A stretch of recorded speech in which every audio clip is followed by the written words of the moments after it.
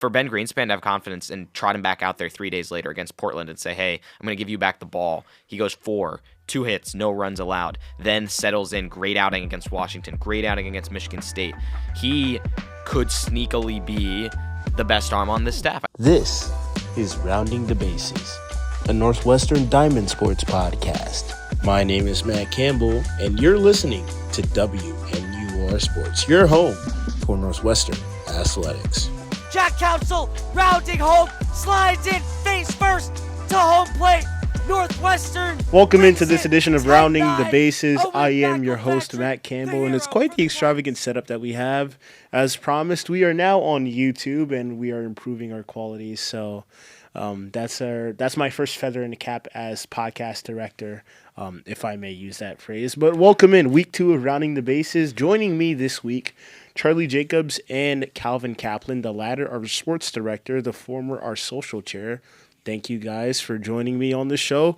Crazy week in a baseball/softball to talk about here. Baseball against Michigan State was a wild series, especially offensively. And softball started strong, started to peter out in Game 3. What do we want to start with first? I don't know. I mean, you got baseball first on here, so whatever you choose. All right. I started with baseball last week. Let's do softball. Let's get the negatives out of the way because this series started well, but for lack of a better term, the Wildcats kind of fell off a cliff right here. So to recap, to characterize this as best as we possibly can, this was a series that really exposed Northwestern's flaws, especially in the circle. Game 1, nothing new. Marina Mason in the circle. Casual 7 innings shutout. What's new? Northwestern took 5 innings to wake up at the plate, but once it did so with a bang. Back-to-back doubles in the 5th. Kelsey Nader, Bridget Donahue put this game to bed. 4-0 Cats win. Game 2. This has been Northwestern's biggest problem all season, winning Game 2, because you don't have a Marina Mason. So Riley Grudzielanek starts the game, escapes the first unscathed, but gets tagged for 4 in the second. Head coach Kate Drohan goes to Emma Blay. She can't stop the bleeding. Gives up 6 earned runs. Northwestern loses that game 9-5. But to give the Cats their flowers, Kansas Robinson is heating up. She did go deep in this game, and Kate Renshin had the second multi-RBI game of her career. As a matter of fact, it would be one of 2 multi-RBI games she had this series because Game 3, Northwestern went off in the first 2 innings for 9 runs. And I regret saying this on the broadcast in hindsight, but I called back to the Illinois series, and I thought it looked reminiscent of Game 2 of the Illinois series when Northwestern's offense from the hop was locked in. They were seeing pitches. They weren't missing the pitches that they wanted to crush. They were jumping all over the riser. They were seeing the off-speed deep. It was an all-around great offensive performance. Even, in the latter innings when the scoring stopped for the Cats, they were still putting together great at-bats. But Janisa Conway and Lauren Putz wouldn't let Michigan die so easily. Both hit 3-run bombs to make it a ball game in the middle innings, and Marina Mason just couldn't go as deep as she could have. 4.1 innings of work in total, did re-enter the game at a certain point, allowed 5 earned runs. If you look at her stat line, the second worst start of her young career, only behind her Washington start where she only was able to go an inning. Signe Dose tried to save the day, literally tried to lock down a save for Northwestern in the top of the 7th. They went from being up 9-0 in the bottom of the 2nd to being up 9-8 in the top of the 7th. Signe Dose couldn't do the job. Got hit by Maddie Erickson, who was batting 180 coming into the game. So it was a great moment for her. And Janelle Alakwa for the game-winning runs. Man, yeah. This is deflating. It's a series that Northwestern should have won. It's a series against a Big Ten team that came into the season with high expectations, with a Lauren Putz and a Janisa Conway on its roster, but didn't seem as though they weren't going to meet those expectations. Was a team that Northwestern should have beat handily, should have swept, and just didn't. So I want your initial thoughts to this. this series? What went wrong? What were you seeing from your perspective watching the games? I know you both were busy with calls over the weekend, so you weren't as tapped in. But what's it like to check the score, see Northwestern up 9-0, and then at the end of the game, see Michigan winning 11-9? Yeah, I mean, I don't know. Sunday was definitely a disaster, and there's no two ways about it. Like, that is a tough way to lose a series. There's so much pressure on Marina Mason right now as the freshman being by far the best pitcher in this rotation. But at the same time, I mean, she had her worst performance of this season. She did not perform well despite the Cats helping to get out in front early, and obviously, the problem with that was by the time they took her out, I mean, 9 runs in total had been charged to her, obviously more after she exited the game. But then in that instance, you have bullpen arms who can be reliable at times, but just aren't at the same level. And so despite the offense having a good day, obviously you got to say Sunday's loss really does fall on Marina Mason's shoulders. But she's won so many games for this team, including pitching that complete game on Friday. It's just interesting to watch because it's one of those situations where so many softball teams struggle with what to do with their ace, because you can pitch them 2 times in the same series like they've been doing with Mason. You can do what Oregon did last week with Lindsey Grine and have her pitch all 3 days and just pitch part of the way into the first 2 and go the whole distance in game 3. That's also doable. But the Cats just have no depth right now at that position. And I mean, you have to wonder, of course, about the offense. It could have been just a little bit more pop, I think, in games 1 and game 2 against a Michigan team that's very beatable. But at the end of the day, I mean, if this team had been able to get someone like Riley Grudzalanek to elevate her play from last year and kind of tamp down those control issues that she had been having at times and get off to stronger starts against conference opponents, this wouldn't be so much of an issue. But it's just the Cats can't find consistency there, and so it really is up to the offense to come through all the time. And despite the returning veterans on this team, it hasn't quite always been there. It hasn't felt like everyone's been clicking at once. Obviously, the Kansas Robinson slump has happened, but she's stepped it up at times. But then you just get a lot of other names who some of them are there and some of them are not, and it's just not stringing together enough hits consecutively. Yeah, I think specifically going to Sunday, Northwestern left 11 runners on base. And that is not the recipe for success, no matter how many runs you score. Really, it comes down to the fact you're up 9-0, and you blow that lead, and you only have 3 hits the rest of the way after just destroying early on. And that is where the game was lost. Northwestern had 7 hits through the first 2 innings, 3 the rest of the way. Total left 11 runners on base. And I don't think it's Mason's fault. I think it's the fact that the bats started off hot and just completely cooled off. Plus, 3 runners stranded in the first inning is something you also need to look at, despite the 4 runs put up. Going back to the rest of the series, too, though, Marina Mason, I hadn't seen her pitch. I was watching the game on Friday. I hadn't seen her pitch. She is incredible. It's amazing how she could just go a game and it looks like nothing. I remember seeing on Twitter about a week ago someone on Baylor pitched like 200-something pitches in a game. I believe that was it, and I'm sure you could fact-check me on that. There's some crazy thing I saw between like a Big 12 softball game. But Mason has the tools, it seems like, to stay in that game also because softball, you're not throwing out your UCL like you do in baseball. So it's really interesting to see that this team is really revolving around one player who has been an absolute stud. And when she has a bit of a bad day, even it was her second worst start of the season, but compared to other players, not just on Northwestern, but really maybe in entirety of college softball, she's one of the better pitchers. Having an off night, the other players should be able to make up for it, especially when you put up 9 in the first 2. I feel like this issue with arms in a circle for Northwestern stems further beyond the beginning of the season, stems further beyond last season. I think this kind of issue started when Northwestern lost Ashley Miller, when she ran out of eligibility before our freshman year here at the school.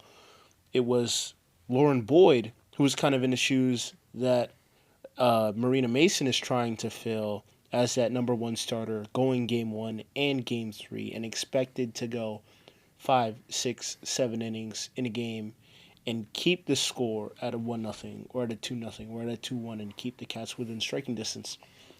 Excuse me.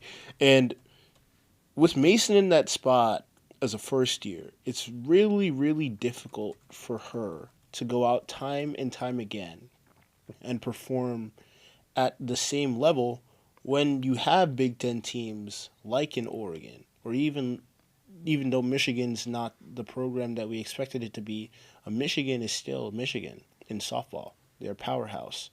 When you see her throw 200 pitches over the weekend, go game 1 and game 3, teams are going to be able to scout her. Teams are going to be able to game plan for that. Remember, this is 21st century softball, where you have hack attacks that can replicate spin rate, that can replicate the same exact type of pitches that they're going to see from a specific arm. And if a team knows that they're going to see Marina Mason for at least 10 innings for a weekend, they're going to come prepared to tag her.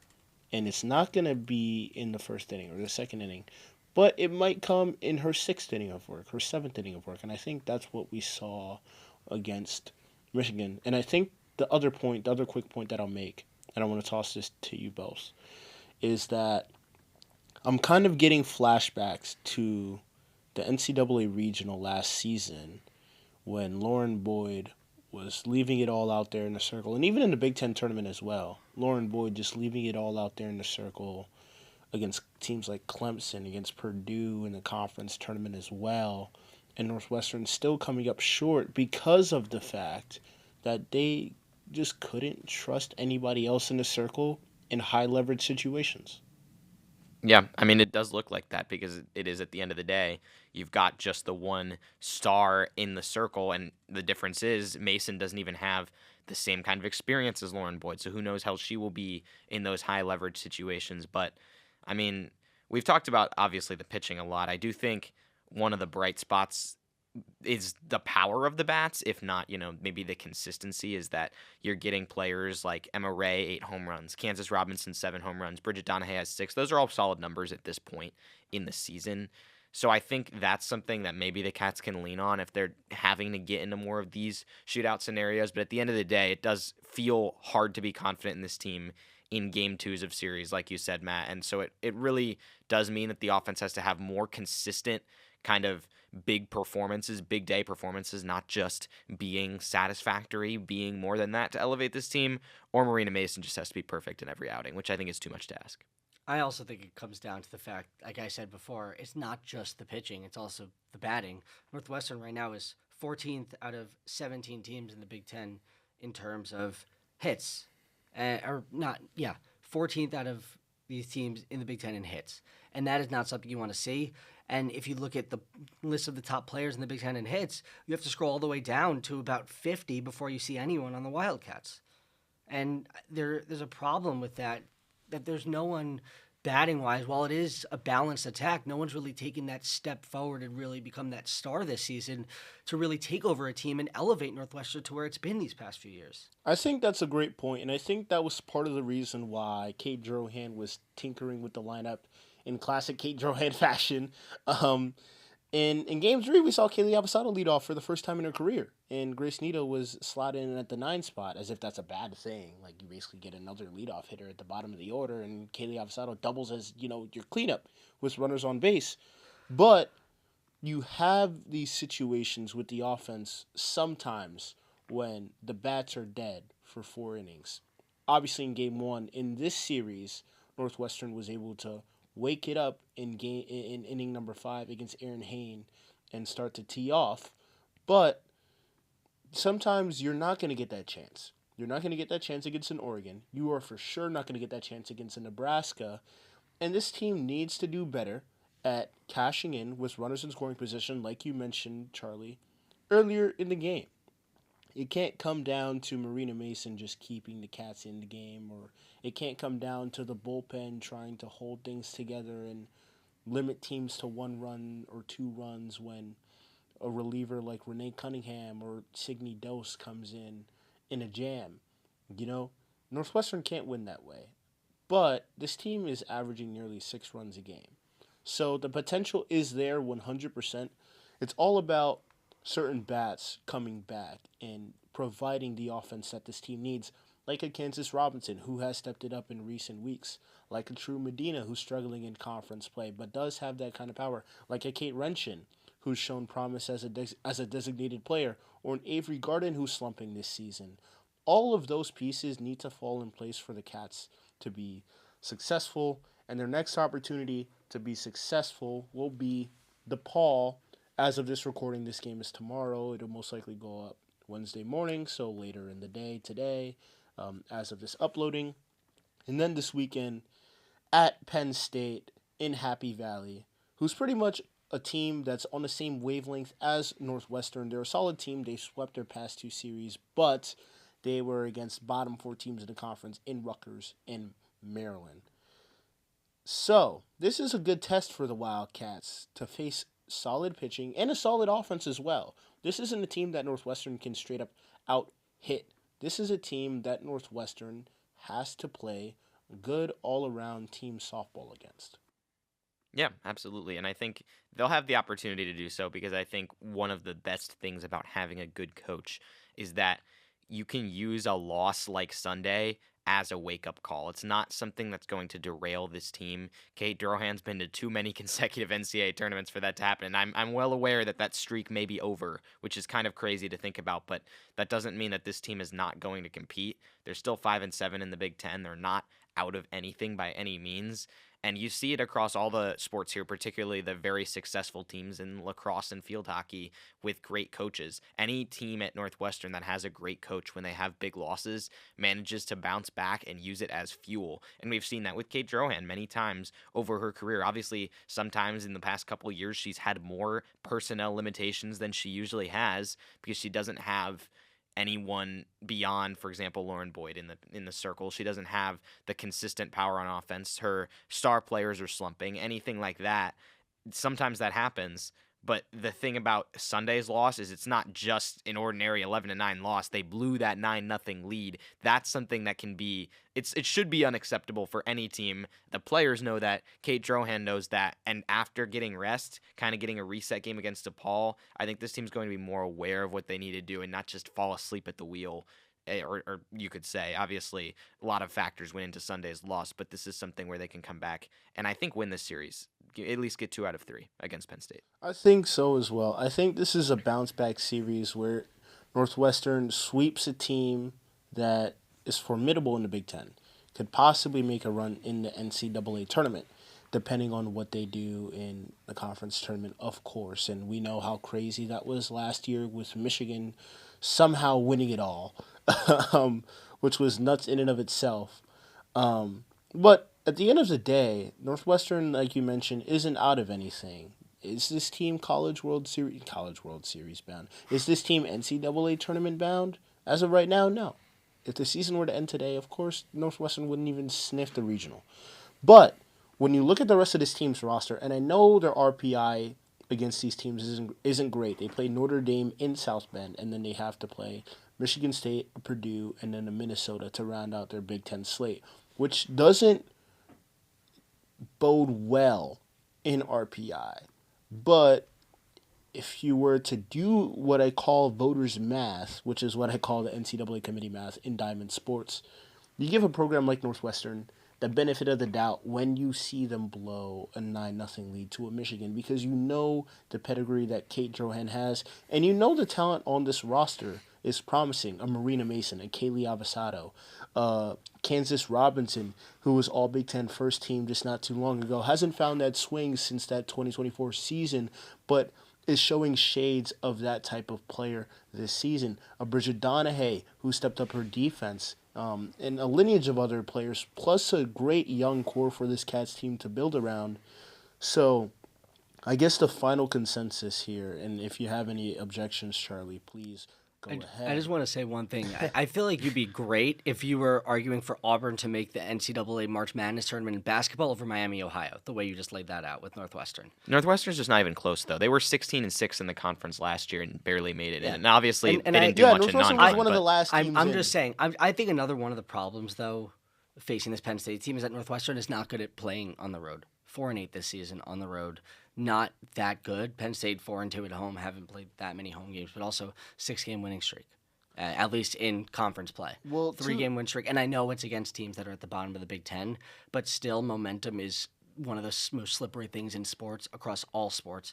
And if you get momentum, you get hot at the right time, it could prove to be fatal. And also, it's not like Mason will probably throw another 200 pitches at least.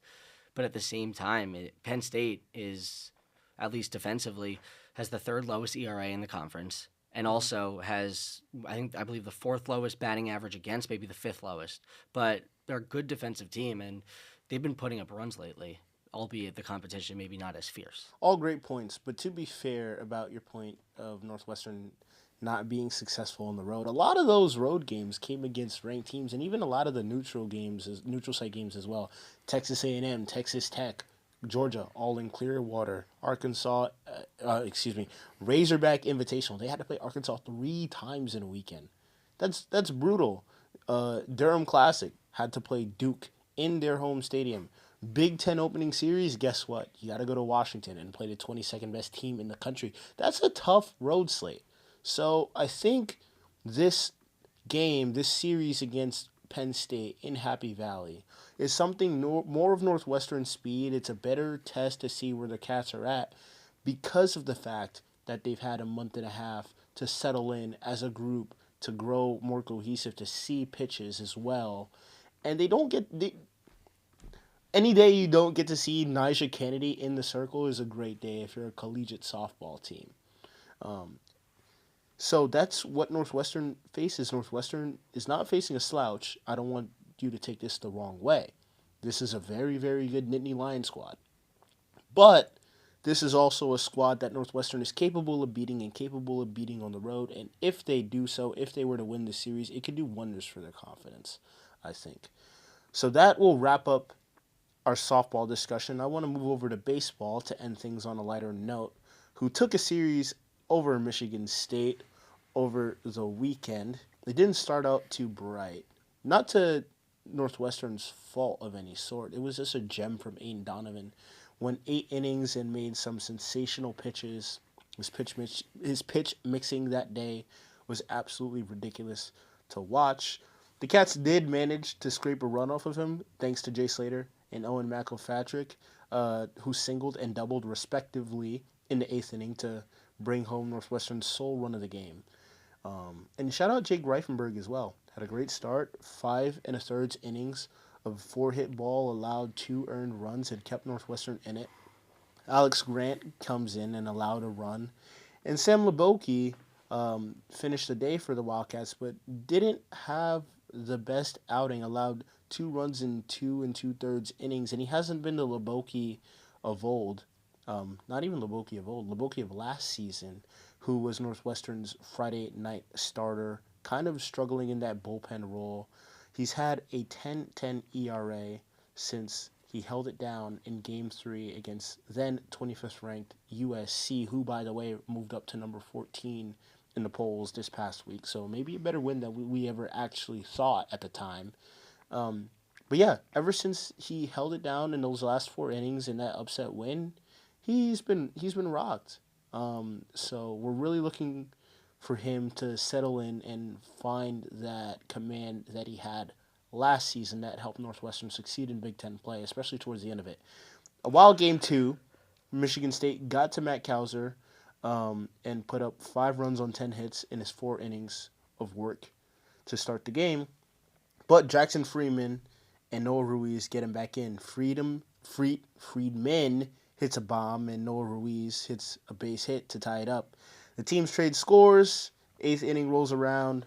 Owen McElpatrick, Ryan Kucherak, homer back-to-back. No, not back-to-back, but homer within 3 pitches, separated by a Jackson Freeman ground out. And in the bottom of the 9th, Owen McElpatrick once again steps up for the Cats. Walked it off with the single to even the series, and in Game 3, Northwestern takes it. Grabbed the lead early in the game. Freeman and Lausch both go deep in the first inning. The Cats never relinquished it. Ruiz tacked on another RBI. Michigan State did pull within 1, but in the 8th inning, once again, Northwestern separated itself. Kucherak goes deep again. Council, Logan DeGroot, and Owen McElpatrick all tacked on runs. That was game. Northwestern won 8-6 and took the series. I think after seeing this performance, this is a formidable team in the conference. This isn't maybe top of the conference, type of team, but its first 3 series were against top 7 teams in the Big Ten, and it held its own. 2 of those teams, by the way, were ranked. 2 of those teams still ranked in the polls. I think this performance against a middle-of-the-pack team in Sparty really showed that the Cats have made a jump from last season, and it's showing the upward trajectory of Ben Greenspan in year number 3. I said at the beginning of this season that Big Ten tournament is the benchmark for this squad, and I think that looks more than achievable for Northwestern right now. Yeah, it is. And the difference last year was Michigan State and Northwestern going into the final day. One of them won on a walk-off, that being the Spartans, and one of them lost by run rule, that being the Cats. That was the reason Northwestern missed the Big Ten tournament, missed the top 12 out of 17 teams. These 2 teams are evenly matched again this year, and I think this time Northwestern showed that they may be the slightly better team. I mean, I was happy with how this team played. You had Aiden Donovan come out, and he probably threw his best game of the season, maybe second best game of the season on Friday. He was tough to hit. The Cats were disappointing, but the offense really did bounce back, and there's a lot to like because some of the guys that you've wanted to see come into their own are coming into their own. Owen McElpatrick had such a rough middle of the season for a while, but has been getting on base in almost every single game, had the walk-off hit, has shown off the power. We also saw Jake Reifenberg step in, and I understand that Friday night starter against Michigan State is different than Friday night starting against a team in the top half of the Big Ten.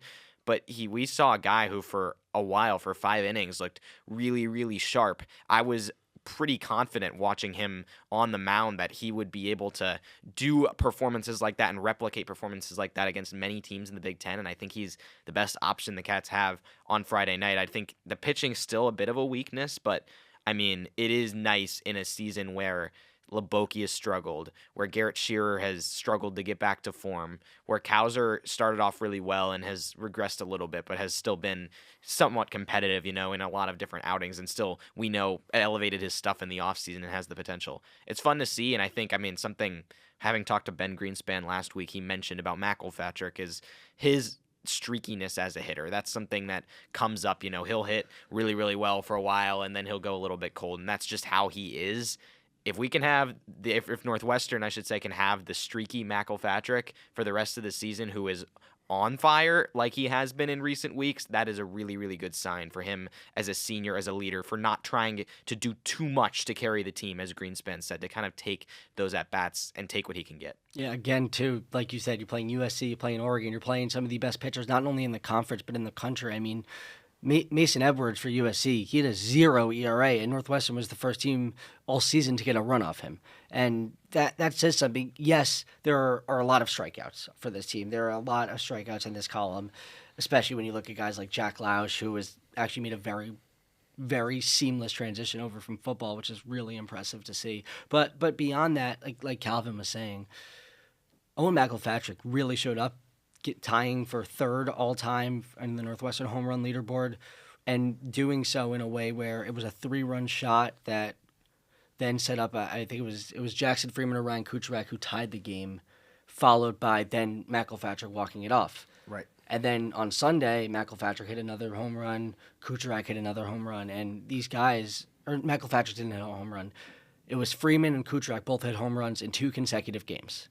And that's something you want to see, especially going into a midweek game against a team that you tied against, try to get that win. And it isn't really an away game, even though it is in Chicago.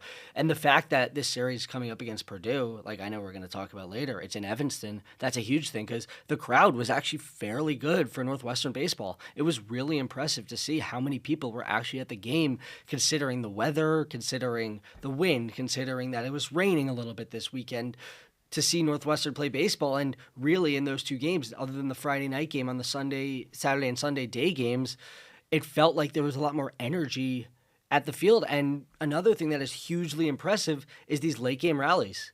And that's something that I'm a Mets fan, and the Mets last season in the 2025 season didn't win a single game when they were down in the 8th inning or later. To start this MLB season, they did it almost immediately. Northwestern baseball lately has done that. Games where they are either tied or down in the 8th or 9th inning, they are able to actually get runs on the board and get either back in it or are able to actually take a lead and keep that lead. I will say Matthew Kauser, again, I still think he has the strongest arm on this roster. The fastballs that he throws are so phenomenal. He just, sometimes his pitching choices aren't always the most consistent and sometimes lead to some faults there. And then I also think Ryan Weaver really pitched well. And that's saying something considering how his season has been. He pitched fairly well against Michigan State, and it's not like Michigan State doesn't put up runs. Like they did put up runs in the second 2 games, but that also speaks to how good Jake Reifenberg was in the first game. The fact that you go 5 innings before letting up a run, and also I do think too, Garrett Shearer, like we talked about how he's not necessarily coming into form as of yet. That's, I think, even though he did give up some runs, I think that's the best he's looked all season. Right. A lot of optimism. I think the biggest eye popper for me is that besides Reifenberg and Weaver, who have been steady as of late in recent weeks, this pitching staff looks shaky, and Northwestern still finds itself in the middle of the Big Ten. Like, this team has a 7.42 ERA. That's the second highest in the conference, behind Penn State. Penn State is second to last, only above Maryland at a 3-9 record, and Northwestern is 5-7, right there with a team like Rutgers, who is much more solid than what they were last year, a team like Michigan, always solid, Iowa, who shocked the entire world by being at the top of the Big Ten last year in the regular season. This is a great place for Northwestern to be, and a lot of that comes from the production of the top of its lineup. Kucherak, Omak, Jackson Freeman, all 3 of them combined for 12 hits and 11 RBIs. 8 of those 12 hits were for extra bases. And this is the type of thing that we expected from the top of the order. Kucherak coming back, we kind of assumed that he would take that step up and be that leader for that Northwestern offense, taking the place of Trent Liolis from last season, who's now at Tulane. And although he struggled with it at the start of the year, has really come into his own and has really performed well. And I think a byproduct of that is Owen McElpatrick and Jackson Freeman picking up his slack. And Jack Lausch as well, lowering the strikeout rate, which was a big flaw for him. Led the Big Ten in strikeout rate at a 35% clip just a couple of weeks ago. But I think this weekend he put together some much more productive at-bats than what we had seen from him at the beginning of the season. The USC series being a prime example of Lausch struggling with his pitch selection, struggling with chasing fastballs out of the zone, chasing high, getting frozen on the outside corner, not willing to take it the other way, being a pull-heavy lefty guy. This series was kind of the opposite of that. And I do think, too, especially there were many, many home runs in this series, too. And I think that also goes back. Northwestern, they played 28 games. Every other team in the Big Ten, other than Michigan State and Penn State, have played 30 or more. So the stats even a little bit different. Northwestern has the least plate appearances in the conference, yet is tied for 5th most home runs. I think that's something, too, because also you have guys who maybe you'd expect to hit more home runs just aren't hitting them. I think going to the season, Northwestern fans and just the college baseball world, Big Ten baseball beat writers and everything would have expected more home runs from Ryan Kucherak. Probably would have expected more home runs from Owen McElpatrick to this point. Yet still being tied for 5th in the conference is something that really pops out, especially considering the fewer games played and also the fewer plate appearances, not just at bats, but plate appearances. So this Northwestern team, in less, is really doing more. Yeah, they are. Some of that obviously helps when, you have a pretty hitter-friendly ballpark, but at the same time, they haven't played too many games at home. It still is impressive that they're getting all of these out. I agree with everything in terms of the lineup. I think this is really solid top to bottom, and Ben Greenspan can have confidence in most of these guys that they're going to hit well and put in quality at-bats. But yeah, Ryan Weaver, that was also a good mention earlier because he earlier in the season came off 2 of the worst outings you can ever have as a pitcher back-to-back. He allowed 21 earned runs in 4 1/3 innings, and so that's just unbelievable. That's against 2 of the Big Ten's premier squads, of course. But for Ben Greenspan to have confidence and trot him back out there 3 days later against Portland and say, hey, I'm going to give you back the ball. He goes 4, 2 hits, no runs allowed, then settles in, great outing against Washington, great outing against Michigan State. He could sneakily be the best arm on this staff. I mean, it's hard to say because, you got Weaver's stats obviously are far worse than Reifenberg's when you look at them as a whole, but Weaver's had the same or not elite, but the same good performances, quality starts that Reifenberg has had.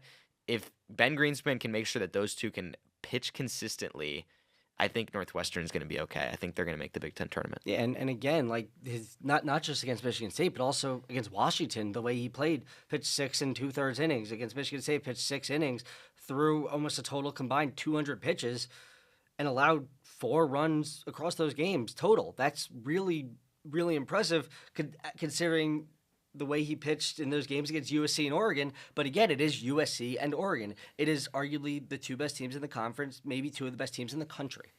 I mean, USC started off undefeated, and the fact that Northwestern of all schools, Northwestern, was the first to hand USC a loss just shows the growth of this program in recent years. A program that hasn't finished above 500 since the year 2000. Giving USC its first loss of the season is absolutely insane to think about. I also do think another thing that you have to look at, if you look at the number of stolen bases for Northwestern, it's a lot less than many other teams in this conference. But at the same time, while it is at the bottom, it shows to the fact that Northwestern isn't really making those mistakes on the base path. They're not making those decisions where, I'm going to go. And maybe that's also a testament to who's on the roster. But at the same time, while, yes, stolen bases are a huge part, it just makes it safer. And Northwestern has been playing it safe to an extent lately. And the pitching is really helping that come along and allowing the batters to do what they do best and actually hit the ball. Yeah, and I think part of the reason why Ben Greenspan goes with this more conservative style of play is because he knows his personnel. He knows the type of lineup that he has. He knows that his top 3 guys in the order are probably his biggest power bats, and he has a guy like Noah Ruiz in the middle of the order, Nick Barron in the middle of the order, who can put the bat on the ball and keep the line moving, and there's no reason to risk a runner getting caught. We call those rally killers back in my playing days of baseball. We call them rally killers because you don't want to try to swipe a bag in a situation where you don't need to swipe a bag and take yourself out of scoring position when the guy at the plate has a reputation for moving runners into scoring position and bringing runners in. A guy like Ryan Kucharak, a guy like Jackson Freeman dating back to his freshman season, right? Nick Barron dating back to fall ball when he crushed a grand slam in the Fall World Series for Northwestern. And even Noah Ruiz, dating back to his days at Biola and even what he did in the Northwoods this past summer, all of those guys, big RBI guys for Northwestern, some of the best RBI guys in the entire conference. There's no reason to take bags. It's interesting for me when thinking about this Purdue series, a team that's led by Sam Flores, who's torching the league right now, hitting an even 400, second in the league, also 36 RBIs, good for top 10, just two less than consensus number 1 pick in Rock Chalowski. An offense that is clicking on all cylinders, straight up. A holistic offense, a team that can hit for power, a team that can hit for average as well. If Northwestern might go to a more aggressive style of play where they try to swipe bags and they try to manufacture runs to a certain extent because of the fact that the pitching staff hasn't been consistent this season. Yeah, again, I think it's momentum. Northwestern coming off a big series win after practically getting shut out in the first game against Michigan State, looking to win this midweek game against USC and then going to take on a Purdue team, but it is a game at home. Northwestern hasn't had as many games at home as maybe they did last time, at this point in the season last year. And like Calvin was saying earlier, getting those home games, especially in a hitter-friendly park, really, while yes, it may benefit some of Purdue's hitters, it also benefits Northwestern's hitters just as much and maybe even more because they know the park. And I think that it will definitely there will be a lot of runs scored, or there may be no runs scored because of how well these pitchers have been pitching for Northwestern lately. And it really comes down to I honestly think, too, if Purdue has a real crowd there, it might be a tougher series. I mean, I don't know. I think, I do think Purdue is going to give Northwestern a hard time. I think in the end, I'll probably say like 2 out of 3 for Purdue. Northwestern takes 1 out of 3 is probably the realistic prediction here because you can project the offense to go off in at least one of these games, but it is tough with all that power that you alluded to, Matt, plus how we've seen the top pitchers perform against better competition.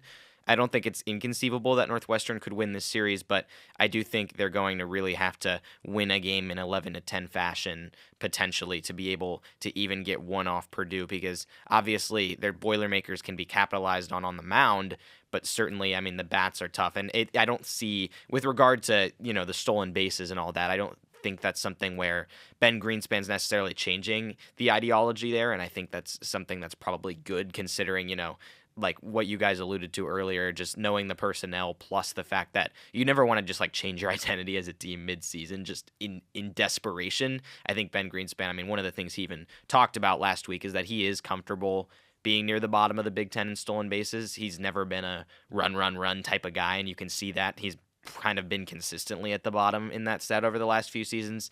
For him, it's just more of a focus on just those hitting fundamentals, not just running unnecessarily. He's open to running, of course, but I think for his philosophy, it's more of a run when we have the good opportunity that presents itself rather than we're going to run all around the bases. We're going to swipe so many bags. He's more focused on just the hitting aspect of it. And I think that's a fair point. It just puts a lot of pressure on the power guys to come through in a big game if maybe the pitching staff's not there. I agree with that. I think the offense will go off in at least one, if not 2 of these games as well. But I'm going to reserve myself to say that Northwestern picks up 1 of these 3 games because of the fact that this is a team that ranks in the bottom 3 in walks and hits per inning. And Purdue is the second best RBI team in the conference, 232 runs batted in this season.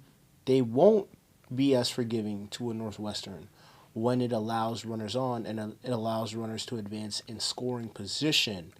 And so I don't think this pitching staff is ready to be able to navigate that. I don't think this is a pitching staff that will be able to mitigate that all 3 games of the series.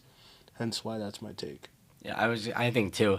It depends how far into these games the starters can get for Northwestern. If Reifenberg can go throw 6 innings and allow 2 runs, if Kauser can allow less than 4 runs in 5 innings, and if Weaver could do basically the same thing as what he did against Michigan State, then there's a recipe for success. But again, like you said, Purdue is just an offensive powerhouse, and if Northwestern can't capitalize on the offensive end, which at times this season that has been the case, then it will likely be similar to one of the series in the past where Northwestern just kind of looked a little bit out of touch. Offense is the name of the game for Northwestern baseball. Pitching is the name of the game for Northwestern softball as they head into their midweek matchups tomorrow and their weekend series. You can catch myself and Charlie Jacobs on the Northwestern baseball call against UIC. And I believe, are we still sending a crew to the DePaul game, Mr. Sports Director? Unfortunately, both of our broadcasters were no longer available. With it getting pushed back a day, brutal. I mean, we would have had a road today. crew coming, because but of the weather. The weather is pretty bad today. Yeah, 60 degrees and 60 a really bright sun. It's hard for them to probably see the baseball / softball. No, in the that's sun not today. why it got canceled. It got canceled today because it was a low of 27. yeah, the cold was the reason it got pushed back. Fair enough. It was feels like the start of the game. It would have been a feels like 22. That's not great. Yeah, that would have not been great. But Yeah, love the sun. Love the sun. It's getting better. I feel like that's not that terrible of a start temp for Midwest softball / baseball. I mean, if you It's- can get it it's to April tomorrow, 7th. tomorrow the temperature is so much better. I mean, today when I this guess. podcast is coming out, of course. Tomorrow, but, I think it's going to be 65. I guess. Okay. But to put a bow on it, both teams in action tomorrow in downtown Chicago. Northwestern softball on the road against Penn State. We're predicting a series victory. Northwestern baseball at home against Michigan State. Purdue, excuse me. Thank you for correcting me. Maybe 1 out of 3, 2 out of 3 if this Northwestern offense starts to click and the pitching is able to hold it together. But we shall see and reconvene next week. This has been Rounding the Bases with your host, Matt Campbell. As a reminder, check out WNUR Sports on the Mixler to catch myself and Charlie Jacobs on that call Shameless against UIC as of this recording, tomorrow, as of this uploading, this evening, 5:05 Central start time, first pitch. It's going to be a fun one. It's going to be an exciting one for us to be together. Second time we've been together this school year. Road trip. Second road trip in air quotes. This one isn't as much of a road Once trip. again, thank you folks at home for tuning in. It is much appreciated. And as always, go Cats. You've been listening to Rounding the Bases with your host, Matt Campbell. If you've been watching on YouTube, be sure to hit that subscribe button to be notified of all of our future episodes and our other content, like the Sunday Sports Blog. If you've been listening on Spotify, tap the follow button at the top of our page to add this show to your library. It's been a pleasure being with you today. Thank you for tuning in. And as always, go Cats. See you next time.